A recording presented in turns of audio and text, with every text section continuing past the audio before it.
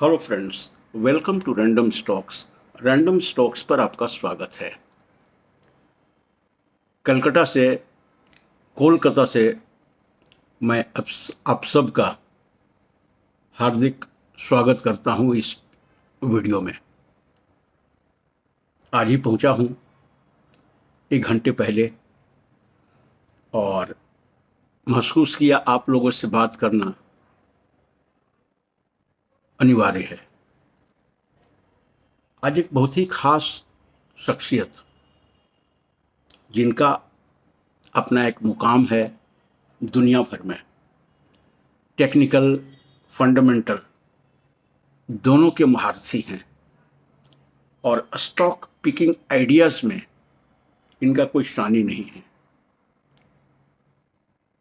उनके बारे में इस वीडियो में चर्चा कर रहे हैं, जो इंडिया के बारे में उनका व्यू है और सेक्टर या स्टॉक पिक्स है। मैं बात कर रहा हूं जेफरीज के क्रिस्टोफर वुड्स का। फंडामेंटल और टेक्निकल गुरु हैं।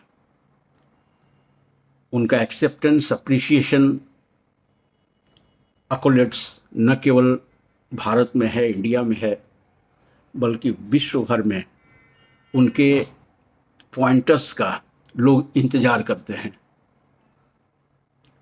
आज मिंट में एक आर्टिकल पढ़ रहा था और दिल्ली में किसी फाइनेंशियल कॉन्क्लेव में वो आए हुए हैं, वहाँ पे अपने व्यूज एक्सप्रेस कर रहे थे।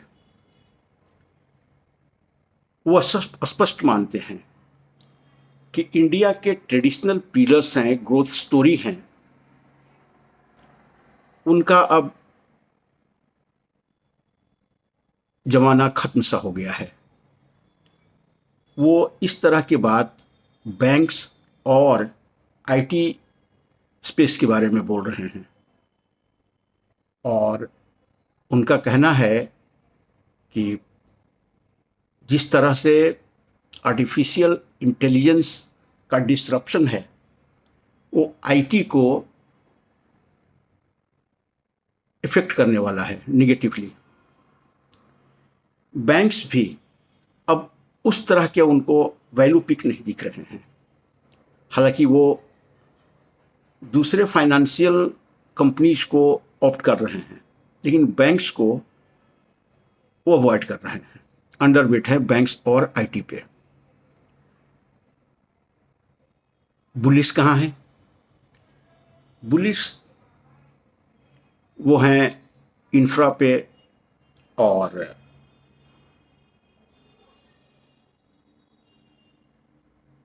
सीमेंट पे। इंफ्रा स्पेस के ही हो गए दोनों कंपनीज, दोनों सेगमेंट। और ट्रेवल एंड टूरिज्म पे वो काफ़ी बुलिश दिख रहे हैं। और IXIS एक्सिस जिसको कहते हैं, उसमें उन्होंने रिसेंटली काफ़ी अपना स्टेक बढ़ाया है। उसके बारे में वो काफ़ी पॉजिटिव दिख रहे हैं। हालांकि जब मैं उसके फाइनेंशियल को देख रहा था तो बहुत हाईली प्राइस दिख रहा है इस प्राइस पे, और इस प्राइस पे हमारी हिम्मत नहीं हो रही है। लेकिन वो क्रिस वुड्स हैं, उनके इंट्यूटिव इनसाइट्स के सामने हम लोग कुछ भी नहीं हैं, और जब वो कह रहे हैं तो कह रहे हैं। डिफेंस पे वो काफ़ी बुलिश दिख रहे हैं और उनका कहना है कि जियो पॉलिटिकल और स्ट्रेटेजिक रिक्वायरमेंट जिस तरह से है, और इंडियन गवर्नमेंट का फोकस जो डिफेंस को लेकर के है, और एक डिफेंस मैन्युफैक्चरिंग हब बनाने की जो कोशिश कर रही है गवर्नमेंट, उसके वजह से वो काफ़ी बुलिश हैं डिफेंस पे। अब डिफेंस एक ऐसा रिडल रहा है हमारे लिए कि मैं सुलझा नहीं पाया हूँ। इसलिए अब तक डिफेंस स्टॉक्स को लेकर के हमने कोई वीडियो नहीं बनाया हूँ। आप सोचते भी होंगे आप लोग कि डिफेंस एक बड़ा ग्रोथ स्टोरी है और हम लोग पीछे छूट जा रहे हैं।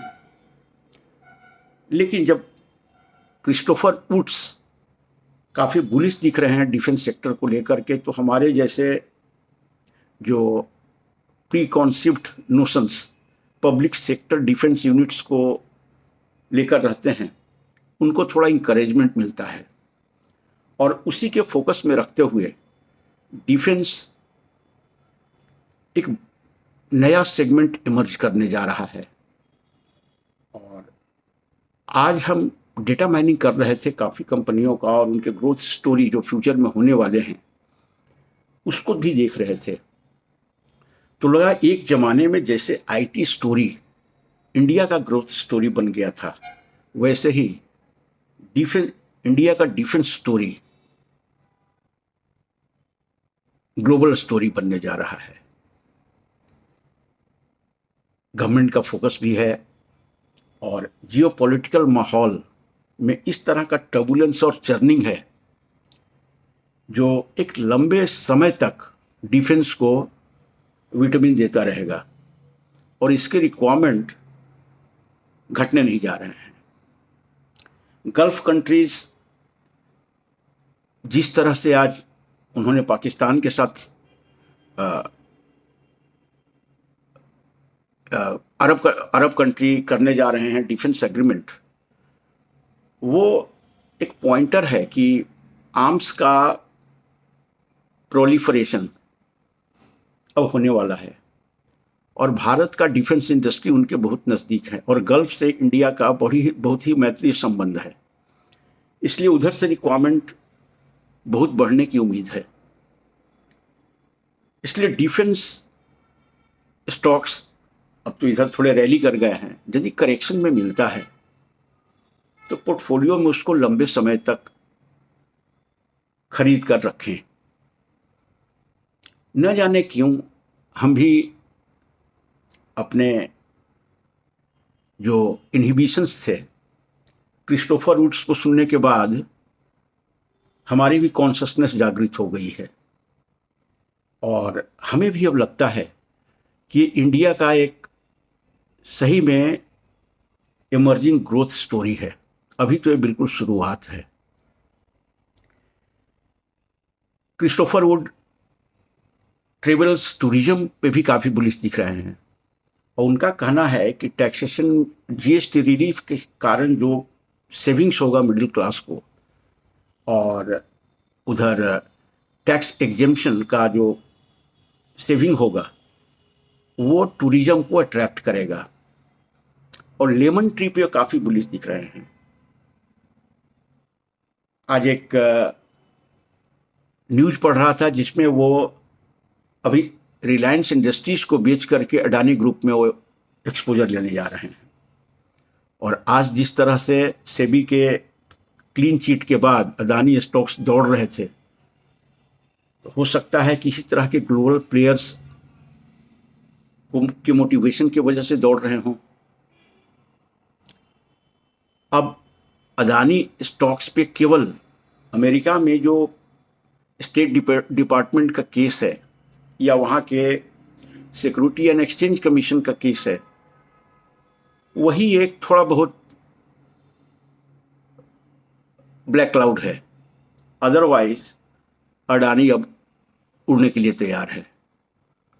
और आज जो स्टॉक्स में वृद्धि हुई है, स्टॉक प्राइसेस में अडानी के, वो अभी कुछ भी नहीं है, और ये बस शुरुआत है। करेक्शन का इंतजार करें, करेक्शन मार्केट में आता है, और करेक्शन में अडानी स्टॉक्स को में एक्सपोजर बनाया जा सकता है। हालांकि अडानी स्टॉक्स हमारे फेवरेट स्टॉक्स नहीं हैं। आज तक अडानी का कोई भी शेयर हमने खरीदा नहीं है, क्योंकि कॉरपोरेट गवर्नेंस और डिस्क्लोजर नॉर्म्स के इशूज रहे हैं उस पूरे ग्रुप के साथ, और हमारा एक नेगेटिव व्यू रहा है। लेकिन ये पर्सनल हमारा व्यूज है, पर्सनल प्रेजुडिस है, पर्सनल बायसनेस है। मार्केट को हमारी खुराक नहीं, इन्हें बिजनेस की खुराक की ज़रूरत है, जो मिल गई है। क्लीन चिट मिल गया है, और अमेरिका से भी जिस तरह से ट्रेड एग्रीमेंट के तरफ दोनों देश बढ़ रहे हैं, तो लगता है कि यूएस का केसेस जल्द ही सेटल हो जाएगा, और वो जब सेटल होने के बाद जो रैली आएगी स्टॉक्स में, वो फिर देखने वाली रहेगी, चकित हो जाएंगे हम सब। Thank you so much for watching the video. यदि वीडियो पसंद आता है लाइक कीजिए, शेयर कीजिए, कमेंट कीजिए। चैनल पसंद आता है सब्सक्राइब कीजिए। एंड इफ़ फाइनेंशियली किसी तरह का कंट्रीब्यूशन देना चाहते हैं तो उसके लिए मेंबरशिप और सुपर थैंक्स बटन आपके पास है। Thank you so much. Thank you.